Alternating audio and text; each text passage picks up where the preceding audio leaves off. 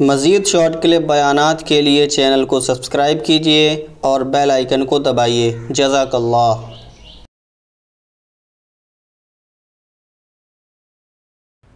اگر آپ تمیز سے جم جا کے ایکسرسائز کرتے رہو اور پھر تمیز والی چیزیں کھاتے بھی رہو، 90 سال تک بھی ویٹ لفٹنگ کرتے رہو گے۔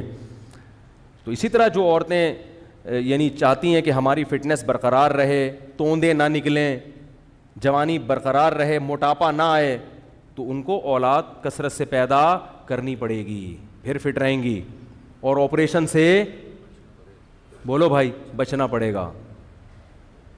نارمل ڈیلیوری ہونی چاہیے۔ آپریشن بھی عورت کی صحت کو برباد کر دیتا ہے۔ آپریشن سے کیسے بچیں؟ کیونکہ ڈاکٹر تو بہت سارے قصائی بن کے بیٹھے ہوئے ہیں۔ کچھ کیس ایسے ہوتے بھی ہیں کہ جن میں آپریشن نہیں کیا تو معاملہ خراب ہو جاتا ہے، لیکن وہ کچھ ہی ہوتے ہیں، اتنے نہیں ہوتے جتنے آج کل ہو رہے ہیں۔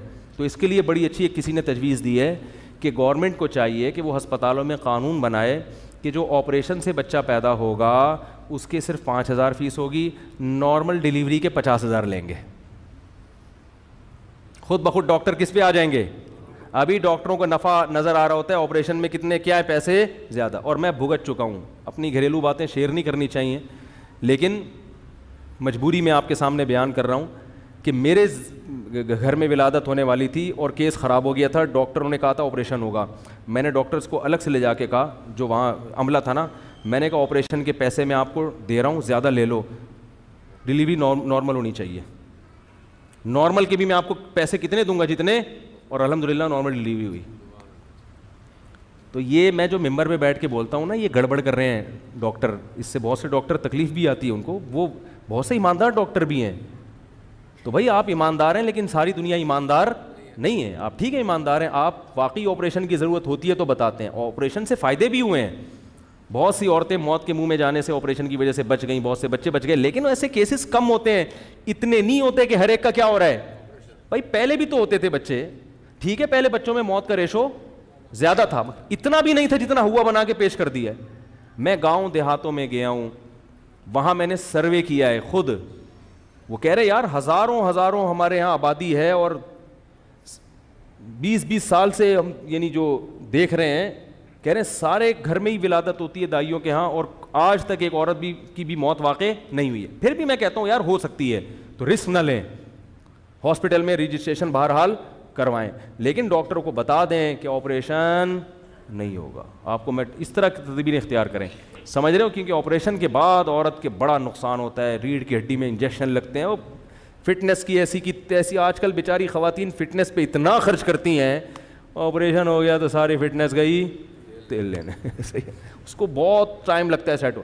اور نارمل ڈیلیوری ہوتی رہے، 12 بچے بھی پیدا ہو جائیں، بشرطے کہ خوراک اچھی ہو، انشاءاللہ کچھ اچھی کا مطلب یہ نہیں کہ 6 پراٹھے شروع کر دیں کھانا، کھجوریں کھاؤ، دودھ پیو، گندم کی روٹی کھائیں، گندم کی یعنی جو چوکر والی روٹی، سفید آٹے کی روٹی بولو نا یار نہ کھائیں، سمجھ میں نہیں آ رہی بات؟